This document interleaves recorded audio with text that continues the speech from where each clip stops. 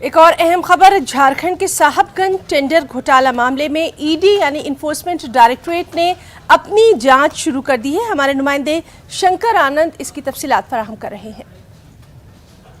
Sahebganj tender घोटाला मामले में केंद्रीय जांच एजेंसी ईडी ने मामले की तफ्तीश शुरू कर दी है और इस मामले में जल्द ही कई लोगों से पूछताछ होगी। अगर इस मामले की बात करें तो साहेबगंज के बरहरवा जो इलाका है वहां पर साल 2020 में एक एफआईआर रजिस्टर्ड हुआ था और उसी एफआईआर को आधार बनाते हुए ईडी ने उस मामले में पीएमएलए एक्ट के तहत मामले की तफ्तीश शुरू कर दी है।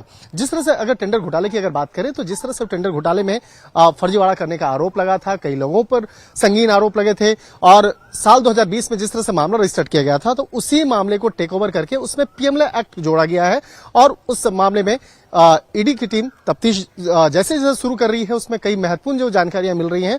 शायद इसी का तकाजा है कि 18 तारीख को इस मामले में जो मुख्य शिकायत करता है उसे रांची स्थित ईडी दफ्तर में बुलाया जाएगा और वहां बुला करके इस मामले की पूछताछ की जाएगी। पूछताछ कई मायने में की जाएगी कि किस तरह से टेंडर घोटाले में फर्जीवाड़े को अंजाम दिया गया, किस तरह से इस मामले में कई लोगों की भूमिका है। निश्चित तौर पर इस मामले में कई लोगों की मुश्किलें बढ़ सकती हैं और जिस तरह से शुरुआती जो एफआईआर रजिस्टर्ड हुआ था उस एफआईआर में झारखंड के एक मौजूदा एक मंत्री का नाम भी शामिल है। इसके साथ ही कई जो बड़े जो अधिकारी हैं उनका नाम भी इस मामले में शामिल है। कहा जा सकता है कि जिस तरह से आलमगीर आलम का नाम जो एक मंत्री हैं उनका नाम शामिल है, उनसे भी बाद में पूछताछ हो सकती है, लेकिन शुरुआती जो पूछताछ होगी वो होगी शिकायतकर्ता से। इसके साथ ही उस मामले से जुड़े हुए कई जो सरकारी अधिकारी हैं उनसे पूछताछ होगी।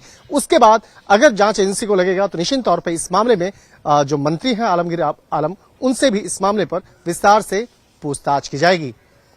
वीडियो जर्नलिस्ट गौरव गिरी के साथ शंकर आनंद, न्यूज़ 18 ईडी मुख्यालय। एक और अहम खबर पंजाब से